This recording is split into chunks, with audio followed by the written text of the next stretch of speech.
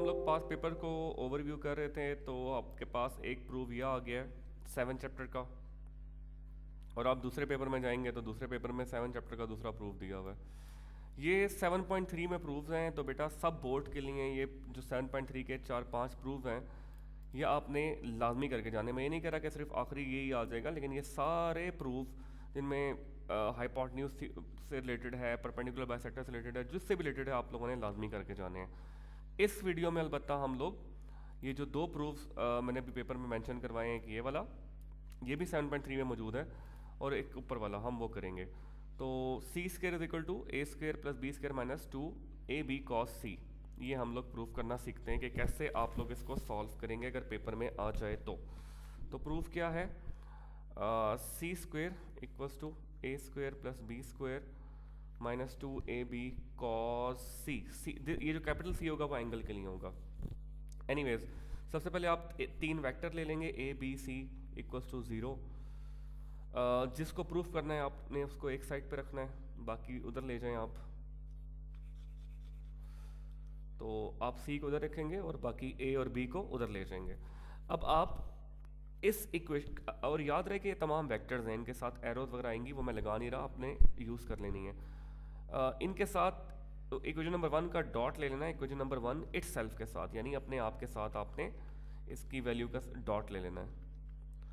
तो सी क्योंकि C dot C square होता है, यहाँ पे हमारे पास नेगेटिव अगर हम कॉमन भी ले लें दोनों में से तो क्या आ जाएगा आपके पास ए प्लस बी, यहाँ से भी नेगेटिव कॉमन ले लें तो ए प्लस बी, ये नेगेटिव नेगेटिव पॉजिटिव हो जाएगा और ये डॉट है तो a dot a dot b, b dot a and b dot b आ जाएगा।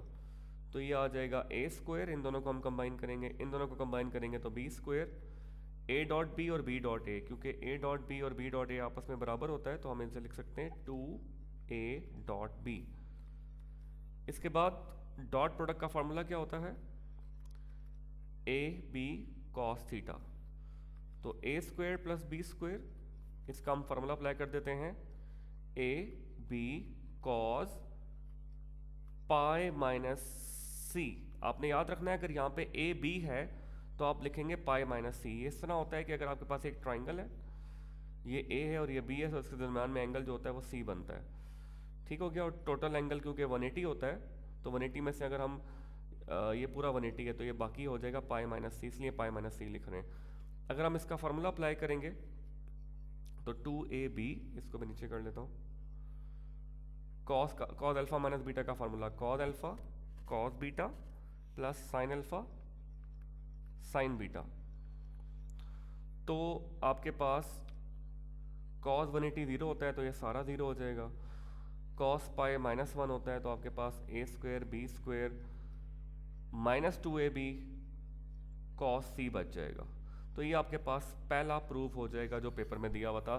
सिमिलरली इसी पैटर्न को यूज़ कर आप बी वाला भी कर सकते हैं और ए वाला भी कर सकते हैं, इनकी वैल्यूज़ को चेंज करके।